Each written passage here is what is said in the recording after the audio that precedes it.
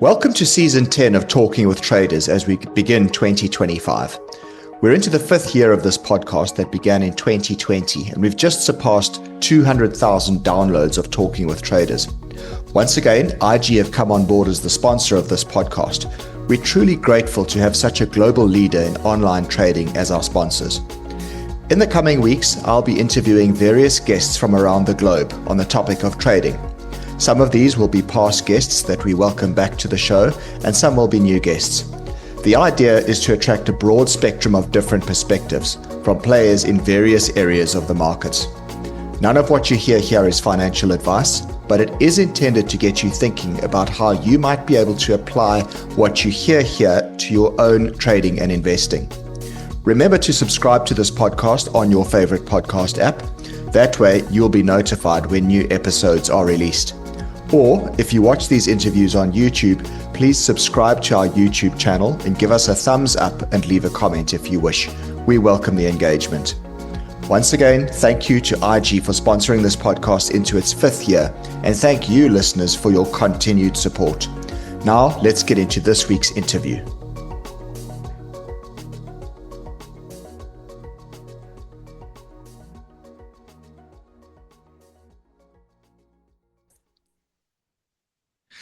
This episode of Talking with Traders takes us to Mexico, where my guest is Cary Artac. He's a former trader in the CBOE and the CME, but now runs wickedstocks.com, among a couple of other things. Cary, welcome to Talking with Traders. Thank you, Garth. It's a pleasure being here. It's an honor, and I appreciate you having me. Yeah, good to speak to you. I've been looking forward to this. So I gave a little bit of a bio there, but obviously there's way more to you than that couple of seconds that I gave. I'm interested to hear about your backstory. I know you were around in the 1987 crash on the floor. Tell us go back to the beginning and tell us your story without going into too much detail because we don't have a lot of time. But, in 2 minutes, let's get the summary version. Okay. Well, I'm originally from the Chicago area, so I was always aware of the financial markets. I was never, really aware of them. I was in the Air Force right out of high school for 4 years, the United States Air Force. And when I came back to the Chicago area at 22, I was looking for work. I found a few odd jobs, but then I bumped into a fellow at a pub who was a successful options trader at the Chicago Board of Options Exchange. He'd been doing it for about 10 years. He was in his mid-30s and was very successful, as I later came to find out, because I went to work for him as an inexperienced clerk. He liked to hire inexperienced people that he thought could understand the markets because he didn't want too many people with preconceived notions. And so, I worked with him. The understanding was that I would work with him for a year or two, and then he would back me financially to then trade my own account. And it would be a deal for about 3 years where he would make a percentage, blah, blah, blah. Anyway, fast forward to the stock market crash of 1987. I'd been on the trading floor with him from October of 86. So it was like my 1 year anniversary where it was just a pandemonium. And in a lot of people think it was a single day event, but it really went on for weeks. Just high volatility, unprecedented volatility. As it turns out, that trader that I worked for, he traded volatility spreads, back spreads, ratio spreads in the options. You can go really deep on those, but it's really, sort of like a back spread would be selling an at the money call and buying two out of the money calls. And if you could do that for even money, now you're very well positioned to the upside on an explosion to the upside. And the put spread is just the opposite. Say buying an at the money put or selling an at the money put and buying two out of the money puts. Now you're positioned to the downside. And he was always a put spread. He was always back spread the markets, always looking for pops, volatility pops. He would put these on in environments where the volatility was low. He would chart volatility, and if we're in a low volatility market, he'd put on the back spreads, and he was positioned very well for the crash. And he didn't trade large size, but these things just sort of exploded in value. And inversely, if your traders are listening, in a high volatility market, when you're reaching a high that hasn't been reached in some time, now you're looking to put on the ratio spreads, or you're selling premium, you're selling calls, you're selling puts ever so carefully. So that was my that was my introduction. My job for him was just to manage his delta, which is he was a delta neutral trader. So if he was long out of the money puts, he also wanted to be long out of the money calls. He was not trying to predict market direction. And so that was my early introduction to the markets. Now, after the crash occurred in 1987, it just sort of decimated the options markets. They went through a 3 to 5 year period where volatility had dropped significantly. Independent traders who had been making a fortune down there for years were getting squeezed out because the spreads tightened, the banks took over. Citigroup, I could go through a whole list of, Goldman Sachs, they had their representatives down there. Many of the independent traders then went to work for the banks and were then salaried. And so now they're trading much larger size for the banks. And by the mid 90s, it had recovered, but the spreads were very tight. And your ability to make money down there, the gravy days were over. And it was during this period of time where I saw a kind of a dying market, at least temporarily, where I went across the street to the Chicago Board of Trade. And I brought my options experience there. I sold it to a firm that was very successful in trading 30-year Treasury bond futures. That was the largest trading pit in the world at the time. And it was three brothers, and they had a staff of about 20 people. They had clerks on the trading floor. And they hired me for my options experience. But this was late 80s, early 90s. This was, the invasion of Kuwait by Saddam Hussein. This was oil markets going through the roof. This is inflation and treasury markets going crazy. So they really didn't have the time to listen to me and my options experience and my options advice. But what I learned from them was just sort of being introduced to the whole idea of technical market analysis. I came from the Chicago Board of Options Exchange, where it was actually discouraged to attempt to determine directional probabilities in the underlying market. You're looking for disparities in the relationship between the different options. So you're buying undervalued, you're selling overvalued. Across the street of the Chicago Board of Trade, everybody was trying to guess market direction and make a fortune doing so. Yeah. And if you were good at technical analysis, and this firm was, then you had a leg up. You had an edge in the marketplace. And so they had a war room across the street. They called it the war room. There were three technicians who were just hovered over computer screens, looking at oscillators and moving averages and a whole assortment of different technical techniques. There were 3 or 4 of them that they used. They used 5-minute bar charts, 30-minute bar charts, moving averages, etc.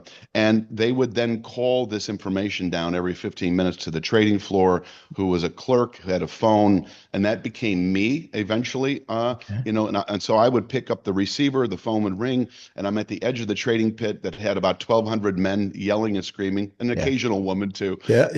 And there was probably 10,000 people down there. It was just crazy. And so I'm now flashing this information into the trading pit with our own sort of a self-designed hand signal system.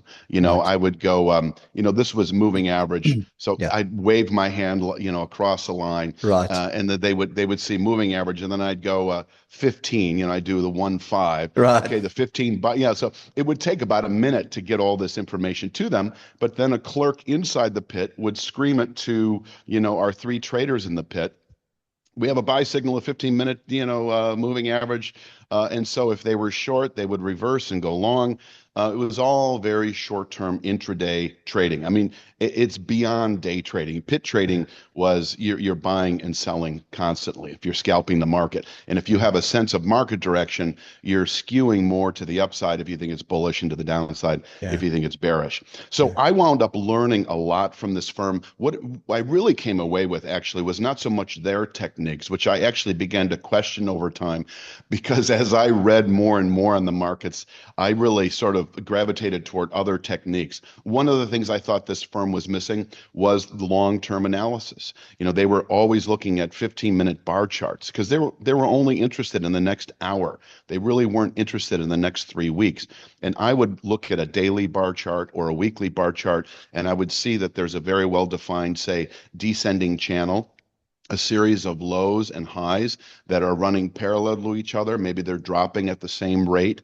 And this channel will hold the high and fall away. And then you'll get a signal by closing above this channel. that's a buy signal that could be on a daily or a monthly chart. Sometimes I would see a 3-year channel structure that's holding well, and we close above it, and we'd have a morning meeting, and I began to pipe up about what I was seeing in my own analysis, Mm. and eventually began to garner some respect and became one of the lead technicians for this company. And then, I'm kind of flash forwarding here, but I then took my advisory. I went on my own. I began to develop a reputation on the trading floor for being a good analyst. And there Right. was always the struggle for me between trading and analysis. Mm. I thought I was going to the trading floors to be a trader, a successful trader, and they were all around me, and some of my friends became so. And I've been trading my own account, my own portfolio for over 30 years. Yeah. But I learned a long time ago that you really have to kind of choose how you're going to allocate your time and energy. Mm. Analysis and putting it together and being able to articulate it well to your subscribers takes a certain degree of energy. Yes. Um, and to be able to then trade and do that simultaneously was for me next to impossible. So my trading is longer term. I trade smaller size, so it doesn't occupy a lot of my attention, but just enough of my attention so that I don't forget about it. Mm. And then I'll hold a position for weeks and sometimes months on end. So that I've been a commodity analyst since 1996. I took my Wow. business basically home with me. I've been a remote worker since 96, Wow. where at that time it was satellite receivers and fax machines. And, Yeah. by the early 2000s, it was Windows 95 and file attachments and Yeah. website logins. And that's really the way it is now. Yeah. Um, and I suppose I could flash forward even a little bit more if you like. It was during COVID. My daughter, who's now 28, was just coming out of school in 2020 and just graduated with really nothing going on in the middle of COVID. She's living in this quiet little Rocky Mountain ski town, and she had this idea, Dad, I know that your methods you've been using for years in the stock market, but you've never actually, published them. You've never really sold them as a business. How about I create a website, because she'd been doing, website online media in college for Yeah. several years, so she understood the basics. So Yeah. she built out a website, and I started putting out just occasional analysis. Initially, we sold it, or at least promoted it to my database of former commodity subscribers and current commodity subscribers, and that got us to a certain point. And so it's been the last 4 years, 4 or 5 years. Her little brother joined us a year later. He graduated with a mathematics degree out of Colorado State, and Mm. he just loves the whole realm of studying charts. He's become he's my right-hand man. In Mm. fact, he's almost as good as I am now in terms of analyzing the markets. He's been looking over my shoulder for 4 years, and he gets out ahead of me on a lot of the stock stuff. So that is Wicked Stocks, and Mm. that's really kind of why I'm talking to you today, because my commodity business is largely business to business. As Yeah. that evolved over time, I was no longer catering to floor traders who don't exist anymore. Yeah. But now, really, I'd say 90% of my clientele are large scale commodity producers. Some of the larger grain growing operations in the Midwest US, some of the larger cattle ranching concerns west of the Mississippi, crude oil refiners in Texas and Louisiana, corn, wheat, soybeans, live cattle, that sort of thing. But with Wicked Stocks, it's all stock analysis. And because I'm so tuned into the day trader's mindset, our first two products, which we continue with today, are the SPY and the Triple Q, the Mm. S&P 500 ETF and the Yeah. NASDAQ 100 ETF. Yeah. They're probably the highest volume stock trading entities in the world. They're very well suited for not only long-term fund management, but also for day trading. And that's primarily what those are suited for. So with our daily SPY and our daily Triple Q analysis, it's all about, not all about, but largely about day traders, 3 to 5 day and 3 to 5 week swing traders who are looking for, where can I buy it for the next month and Yeah. then take profits 3 weeks later. And there's another side of it, which is just we offer 2 stock picks a week. And in that situation, it's not day trading at all. We're looking at weekly charts, Mm. some of which go back several years, 3, 5, 10 years. We're looking at channel formations that are developing from mid to large cap stocks. We're looking for setups that we are confident should yield a buy signal that is likely to play out in the weeks and months to follow. We don't look for anything that doesn't show the promise of a 20% return Yeah. over time. Sometimes with these AI stocks, that 20% occurs in 3 days. Yes. And Yeah. then, but with the large cap stocks, typically, or your more, your GEs and your Fords, that can take, 3 months Yeah. easily. Yeah. So and we mix it up. We don't want to get too heavily in high volatility stocks. Yeah. We understand that you've really got to present the lower volatility stocks too for those who are managing a portfolio. Yes. So I've said a lot. I don't know if you had any questions or not. Well, I do. I've got a whole list of questions that I'm going to ask you. You have answered some of them in that description now, but I know you mentioned that you're big on technical analysis, and I think we share an interest there because I'm also big on technicals and have followed charts for 25 years and looked at charts for many years in terms of the analysis tool that I use to trade. I know when we were speaking previous to this interview and just doing an intro with each other, you mentioned that you like channels, which you alluded to now, but also you said back in the day you had up to 8 different trading setups that you typically looked for, but over time you found that you've actually whittled that down to like 2 or 3 setups or 2 or 3 methods, I think you referred to it Yes. as. Now, what's behind that? Is that just I suppose trial and error over time, you realize simpler is better, or more, is there more to it than that? Well, simpler is better, in my opinion. I Mm. think the cliche saying paralysis through analysis can Yeah. happen Yeah. with the more methods that you use. You think you're onto something, and then method number 4, 5, and 6 suggests not so fast. Yeah. And then now what to do? Do I wait for all 6 or 8 of my methods to line up? Well, you might wait 10 years for Yeah. that. Yeah. And so you're prone to getting a lot of contradictory information if you look at a lot of different methods. And so there's always going to be one or two that you really like. And I understand that I use channels as Yeah. my primary method. I also Right. use speed lines as backup and Fibonacci retracements as backup. When I say backup, I don't typically use the latter two, like Fibonacci, as a trade entry Yeah. point. Like for instance, if we're approaching a 3/8 Fibonacci, Yeah. the market's put out a high 3 months ago, it put out a low 2 weeks ago, and now it's rallying back up to the 3/8 Fibonacci. I am reluctant to sell that 3/8 Fibonacci just based on that information alone. Yeah. But if it lines up with a channel structure, then I'm excited about it. Mm. And so I think it's the simplicity, understanding that you can overanalyze the markets, and understanding that nothing is 100%. Mm. If you've got a method that is 60% effective, you've got a winning method, and a Yeah. lot of people don't understand that. Yeah. It really comes down to, and I know you and I talked about this before, it comes down to risk management. And that's where a trader should begin.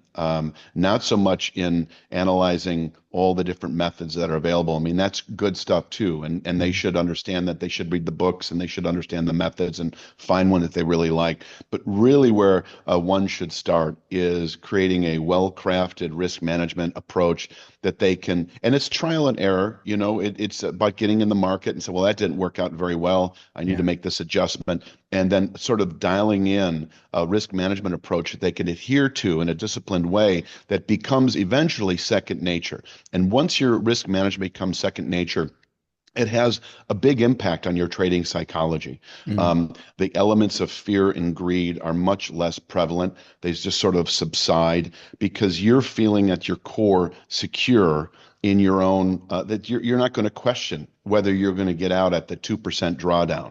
You're not going to question, if you can go through an ABC list of different parameters, but when you begin to question your risk management, and you used to see this in the trading floor, there were fellows down there who made a fortune in 10 or 15 years. Then the Mm. markets would change, they wouldn't adapt.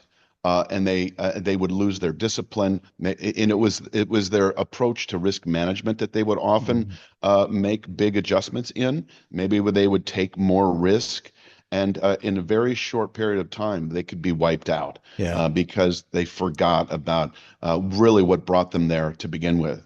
And so risk management is really the core. And Yeah. then if you've got a good risk management, you've got a very good chance actually of doing well in the market over time. Mm. And so many new traders think it's about finding the right method for analysis. That's good stuff. Yeah. Don't get me wrong, Mm. but it really comes down to risk management Yeah. I and mean, trading psychology. Yeah, yeah, the go ahead. analysis is really just a tool, isn't it? Your charts, your whatever it is that you're using to analyze the market, it's just a tool. It's not going to determine your success or failure. As you say, risk management is really what it comes down to. And I think what to go back to something that you said there about, if you've got a method that gives you 60% success rate, you're probably amongst the best in the world. And I can agree with that. On this podcast, I've interviewed a couple of big name traders, and it's always amazing when you talk to them and you say, well, what is your long-term hit rate? And with many of them, it's actually less than 50%, which means Hmm. they're actually losing money on more trades than what they're making money on, yet they are hugely profitable. And it's because of exactly what you said. It's risk management. It's about keeping the losses small, right? Right. And just Yes. realizing that, don't try and think that your whole career is going to be made out of this one next trade. Each Right. trade That's is true. just one of the next 100 trades or one of the next 1,000 trades, right? Yes, absolutely. Yeah, that's absolutely right. Yeah. So, and risk management is really what it comes down to, as you said. Now, I know that you've had a good year in 2024 with Wicked Stocks. You said that you had a 72% success rate last year. Is that right? We did, but yes, by using channel structures. Now, Channels. yes, we are Let's talk also in about a these. Let's talk about the channels a little bit more. Let's describe it. I mean, we're obviously we're doing this on video, but there are also audience members who listen to this on Spotify or one of the podcast channels who can't visually see what we're doing. So you're sure. going to need to describe it in a way that sort of someone who's listening can also understand. But talk to us about channels and what it is that you're specifically looking for as a trade setup when it comes to that. Yeah, I can give you an example of a horizontal channel, Right. and I think when I articulate this, anybody can visualize this. But the vast majority of channels have a certain angle; they're either rising or descending through time. Mm. But excuse me, if you were looking at a weekly bar chart and the market drops to a price, you can pick wherever it's dropping from, but let's just say it puts out a low of 50 even. And then, 3 or 4 or 5 weeks later, it rallies to a price of 70. And then 3 or 4 or 5 weeks later, it drops back to 50. Yeah. And now, on the way back up from 50, you've got a double bottom. Yeah. If you take out that 70 high, that's another channel. It's a horizontal channel. I Mm. would call it more of a congestive possibility, especially if you top out at 70 and fall away again. Mm. Mm. And it would be the settlement above 70 that would be the buy signal. Yeah. And if we are looking at line studies at wickedstocks.com where it's more of 6 months and longer, we like to add a 1% violation threshold to that Mm. for what I call technical clarity. In other words, a 1% above 70 would be 70.70. It Yeah. would be Yeah. $70.70. And Yeah. so if we were to close any day at 70.70 or higher, you're now in a buy signal. Yeah. And you're now long the market. And if you're looking at that chart, you've got a double bottom of 50, an intermediate high of 70. Let's say that you traded inside that 50 to 70 area for 3 months. Mm. The more well-defined it is, the more congestive it is. In this particular example, if you close above 70 by the 1% margin, you're now looking for a reduplication of that range to the upside. Mm. In other words, you're adding 20 to it. Your target is now 90. Yeah. This is basic. There are, not every chart is the same, but this is a classic example of what we look for. The more frequent example, and I can take it a little step further, is you go to a price of 50 as your first low, you rally to 70, then you drop to 40. Mm. And now you come off the 40, you're back above 50. And let's say the distance between that first 50 low and that second 40 low is 10 weeks. Mm. So, and that's a price of 10, 50 minus 40, it's a difference of 10 points Mm. in 10 weeks. So that intermediate high of 70, you now project a descending channel that it's dropping a point a week. It's Right. just simple math, right? Yeah. So five weeks later now, you have a channel top at 65. And so it's not 70 you're looking to take out to the upside. It's 65. It's I just call it sort of pattern recognition, pattern Yeah. disruption. Mm. Oftentimes the market will top out at 65 and then fall away again back to 50 or even 40 or lower. And so it's a sell opportunity. But if we close above 65 by the 1% margin, if it's 6 months or more, these are something that we throw out there all the time on Yeah. wickedstocks.com. So it's kind of a habit for me to say these things. But if you Yeah. close above 65, now you're looking for, well, you have your price targets. Yeah. What I will often then do is reduplicate that range of that channel to the upside, which would probably take you up 20 or 25 points into the 80s or 90s. And Mm. when I'm always looking for other things. So that could be kind of a near-term channel. And maybe that near-term channel that I just described above 65 exists in the confines. And when I say near-term, let's say that that's a 2 month channel structure that I just defined. We get a buy signal above 65, and this often happens where now we're rallying up to another channel that is 5 years in the making.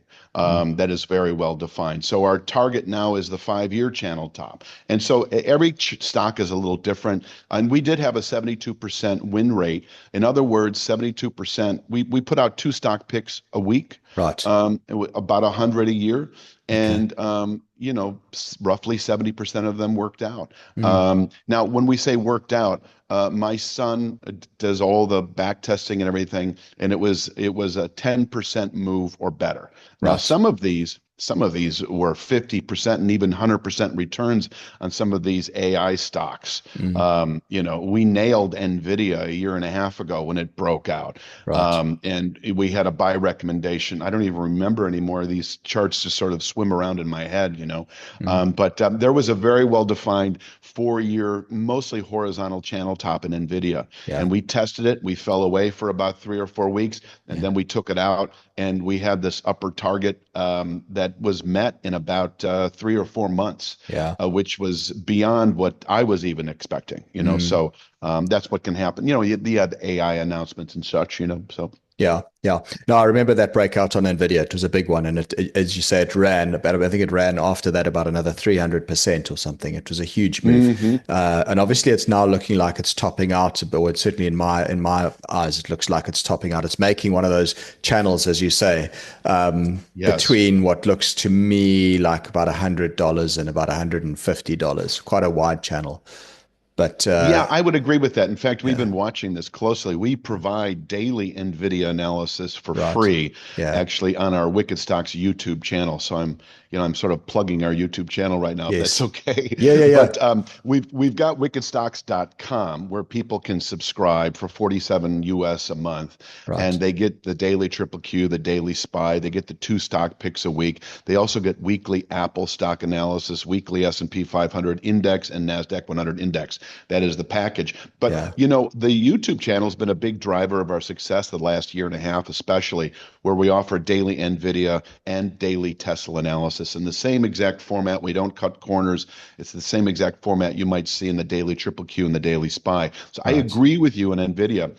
There's a descending channel that about 2 weeks ago was around 140, 141. We yeah, hit it. And there's a longer term channel that is about 6 months. It goes back to that August low of last year that mm, is right now about 106, 107. yeah, And we consider that an objective. Now, we came close to testing that yesterday, but it's also the area for any shorts to reel in their short positions, reverse, and go long. Because from 106, 107, I could see not only the upper 130s again over yeah, the next few weeks, but the mid 160s, new mm, highs yeah, basically over the next few months. I, mm, I would agree with that. Yeah. yeah, yeah, yeah.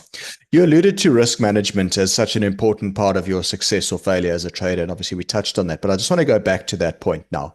When it comes to your own trading, and I know you say you focus a lot more on analysis rather than actual trading, but you do some trading yourself, but it's Yes. small. What are your rules around risk per trade as a percentage Mhm. of your capital? And then also to that, do you have maximum number of holdings at any one time, maximum total portfolio risk at any one time. Can you talk to me a little bit about that and how you manage risk, or how you advise your clients to manage their risk? Well, the way I break my own portfolio down is what we offer as a case in point to our subscribers. We understand that our subscribers run the gamut from day traders out to long-term investors. Yeah. But for my own investing, my own portfolio management, I don't allocate more than 10% of my portfolio to any particular stock. In fact, I like to break it into about 10 different stocks. 10 for me is a number that I can hold in my brain, 10 different stocks. If I get out in the 20s and 30s, I begin to lose track of some of the stocks. Yeah. And if you lose track of one of your investments, you're losing interest. And that's the Yeah. last really thing you want to do. Yeah. So if I've got 10% of my portfolio on one of my stocks, well, And that's where I start. that's ungeared, right? Just to clarify. So that's unleveraged. 10% Correct. of total capital Yes. invested in a single stock. Okay. Yes, exactly. It's not a leveraged ETF, Yeah. or if that's what you're referring Yeah. to. Yeah. Yeah. Yeah. Yeah. Uh, That's yeah. exactly. Yeah, exactly. And so when I enter a trade, I just put in a 2% stop loss, a good till cancel stop loss on my total trading capital. And what does that mean? It means that that stock could actually drop 20% Right. before it tags my 2%. And Mm. that rarely happens. Yeah. And then I can finesse it. So I'll put in the 2% drawdown on my total trading capital just as a starting point. And then, let's say in this example that we had earlier, where, we've got the double bottom at 50 and the intermediate high at 70, and we close a price of 70.70, 1% above that. And now I'm long. Let's say I'm long at 70.70. I'm Mm. looking for 90. Well, I will put a 2% drawdown stop loss on that stock. That would probably be more in the neighborhood of a 20% drawdown on the stock itself, which would take you, if it's 70, it would take you down to a price of about 56, Yeah. and there's no way I'm going to let the stock go down that far unless it's one of these black swan events. So Mm. you're protecting against the black swan event, right? Yeah.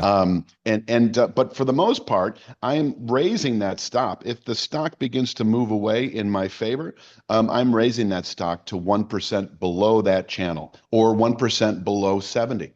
So if we break 70 to the downside, 1% below that is going to be 69.30, if I'm doing my Yeah. math correctly. Yeah. Yeah, Yeah. I might even put it at 68, but I'm in the 1/10 of 1%, 2/10 of 1% drawdown, which Yeah. I'm very comfortable with.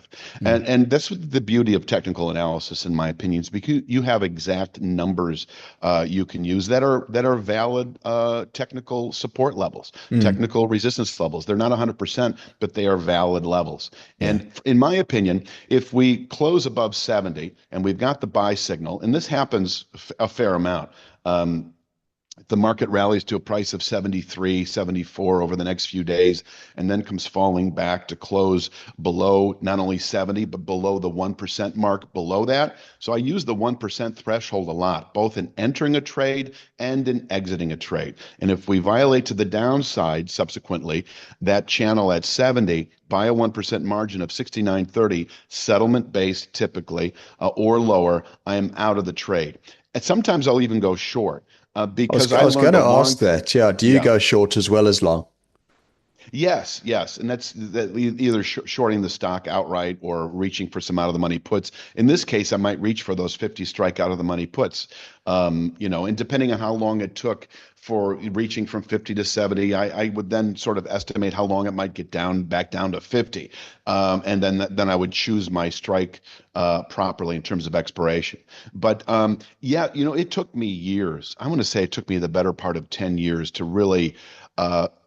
Come to terms with that, because there were so many times where we would close above 70, and I'd issue a buy signal to my clients, or I'd go long myself, and the market within a week would fall back and close back below, and it'd be a failed buy signal. And I Mm. would rack my brain. What did I miss? Was there a 3/8 Fibonacci at 74? Why did the market top out at 74? Was there Yeah. a 200-day moving average? If there was a 200-day moving average that held it to the penny, look out. I would actually begin to adjust my analysis long term and incorporate a 200-day moving average. I'm nothing against 200-day moving averages, but it was this lack of security, a lack of trust in my system, and what I arrived at. Nothing's 100%. And in fact, channels are valid templates for interpreting the market. And if the market puts out a classic buy signal and then falls away and rejects that buy signal, it's telling you something. Yeah. It's telling you it has no impulse, no interest in rallying. And in fact, you should respect this market's susceptibility to falling away, to selling off in a big way. And I'll tell you, with some of these classic setups, if the signal doesn't work, and it's rejected, it is almost an equally valid sell signal. In fact, I would say that it's an equally valid sell signal. Well, that you that's can it. actually reverse and play the short side. Yeah. What do they say? From failed moves come fast moves in the opposite direction. And Absolutely true. and that's definitely a sort of a philosophy that I apply in my own trading as well. Looking for valid breakouts, but also breakouts that fail, because those ones very often do come back, and they're actually quite nice trading opportunities in the opposite direction once everybody is kind of caught on the wrong side, right? And they all have to unwind their trade. You've seen beautiful examples of this recently in both the NASDAQ 100 and S&P 500, or the triple Q and the SPY, which is what we analyze every day, where the SPY, the S&P 500, pushed to new highs by a very minor degree, held those highs for several days, only to quietly fall away, and then the flurry began. So everybody headed for the hills. It's been now. Classic false break on the S&P 500 recently. Yeah, exactly. Now, everything that's happening, politically and economically has helped, but that's the other beauty of technical analysis, is that it has this uncanny way of it doesn't predict actual events, but it kind of gets you out of the way. It tells you, something's not right here. Time to get out of this thing. So I know the charts often tell a story, that they tell the fundamental story often before the fundamental news is even out there. The charts are starting to tell you something's happening. We're getting towards the end of our allotted time, Cary, but I'm enjoying chatting to you. But unfortunately, we do have a time limit. But I mean, you mentioned that you've got a son and daughter who are both young adults, and they're involved with you in the business. But so you've obviously done this. But I often ask guests, if you have a youngster coming to you and they're wanting to get involved in the markets as a career, what is one golden nugget of advice you would give to them? Well, I would echo, the conversation we had 20 minutes ago, which is start with risk management. And that is your platform. That is your base. How much you're going to risk on any given trade as a percentage of your total trading capital. How are you going to get out of a winning trade? Are you going to use a trailing stop? Are you going to raise that stop so that in the end, when you get out of that trade, you're getting out on weakness, you're stopped out to the downside, or are you going to try to pick a top? You're going to scale out. These are little things that you really don't know truly until you've been trading for a little while anyway, but you can at least start with, I'm not going to risk more than 1% or 2% of my trading capital. And, for a new trader who's got 10,000 US in an account, they're going to quickly realize, if I risk only 2%, my stop losses are going to be incredibly tight. Then they have to choose that, no, I'm not going to put all 10,000 on one stock. I'm going to allocate 1,000 here and 1,000 there. And now that 2% it allows that stock to drop 10 or 20% before you're stopped out. And you'll find out quickly that you won't have to take that kind of risk, that your stop losses will be much smaller. And if you can it's a cliche, if you can take your losses early and let your profits ride, that's what you learn with risk management. And then you'll find I have a book that I would recommend, Technical Analysis of the Financial Markets. You're probably aware of it. John Murphy. I read it back in the late 80s. I probably read it 5 or 6 times over since then, just as a reminder. And he's just got everything in there, and it's a wonderful way to become acquainted with numerous technical analysis methods. Another book, and I know you asked this before. Well, and yeah, probably I read this wanted to book. ask you about books, so I'm glad you're bringing these up. That was going to be my final question, or second final question. Um, I imagine you've read Market Wizards by Jack Schwager. All of them, yes. Yeah. Yeah, and that was one of my formative books when I was coming up through the Chicago Board of Trade. Mm, Just reading, those that book was written in the 80s. I yeah. know he's got new editions, but he was interviewing fellows who just they just cleaned house in the Yeah. 70s. But in the Yeah. 70s, you had these protracted moves, these trend moves in the currencies and the agriculturals that were just relentless. Mm, You don't, well, you still see it in the commodities, but it's not as protracted on a year in, year out basis as you would see with some of these disruptions in the currency markets and such. But yeah. another saying that I've always remembered, there was a Pakistani fellow who was a really good trader at the Chicago Board of Trade. He wasn't in the pit. He was always standing outside. He paid for his full membership, but he would listen to the noise and he would make his trades during the day. And he would always tell me, he says, Cary, don't forget, the markets are always young, the markets are always young. So, Yeah. don't be afraid that you're losing time. Yeah. The Yeah. markets are always young. They'll always be there. They're going Yeah. to go through their changes and their ebbs and flows, but there'll always be a market to trade. Excellent. I've got one last question. It's on the subject of books as well, but you must have read the book by Marty Schwartz, Pitbull. I don't know. Yes. And I wanted Yeah. to ask, did you know Marty? Was he around when you were there on the floor, or was that different He era? was, but I didn't know them. I've only heard of him. Right. Okay. Yeah. Okay. That was He one of my was favorite books that I've ever read. It's a good story. okay. Yeah. Yeah. Yeah. Yeah. It's been a long time, but yeah. Super. Well, talking of long time, it's been a short time speaking to you, but it's been a pleasure. I've got to wrap it up now, I'm afraid, because we're kind of limited by time. But it's been a great pleasure speaking to you, Cary. The last thing really is just, where do listeners to this podcast get hold of you? Obviously, you've mentioned wickedstocks.com, and you've got a YouTube channel. Where else can they get hold of your work? Well, they can, if they're interested in commodities, they could go to Artac Advisory. That's my last name, Right. Artac. Yeah. But if it's stocks, and I'm assuming that's the vast majority of the listeners, it Yeah. would either be wickedstocks.com, Yeah. WICKED stocks.com, Yeah.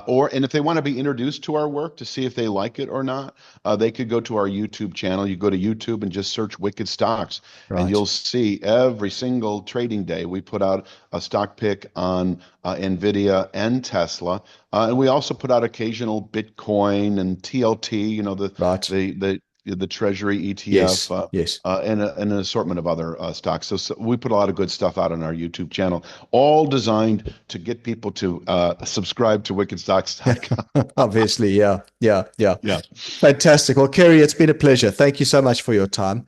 And I can see it looks like a beautiful day out the back there in Mexico. So I hope you're going to go and As always. surf Yeah. or do something on the beach later. I can see it right there behind you. It Right. looks amazing. Thank you. Have a Take great care. day, Garth. And you too. Take Thanks, care now. Cary. I appreciate the opportunity. Radio. Bye-bye. Bye. Thanks for joining us for this week's episode of Talking with Traders, sponsored by IG, a world-leading CFD provider.